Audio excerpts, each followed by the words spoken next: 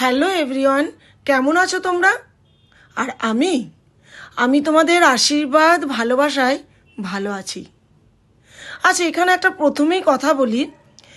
আমার এতটাই ঠান্ডা লেগে গেছে, আমার কথা বলতে ভীষণই প্রবলেম হচ্ছে।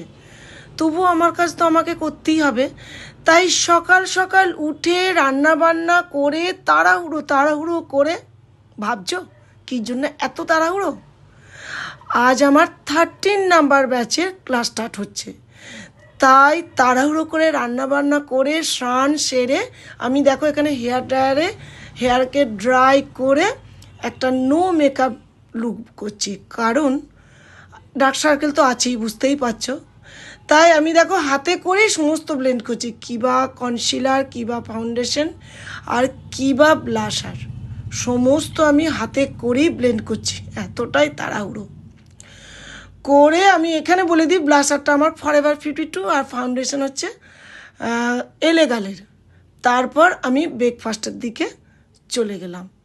এখানে ব্রেকফাস্ট করে, ভাবছো কি ব্রেকফাস্ট করছি সেটা জানতে হলে অবশ্যই আমাকে কমেন্ট করে জানিও।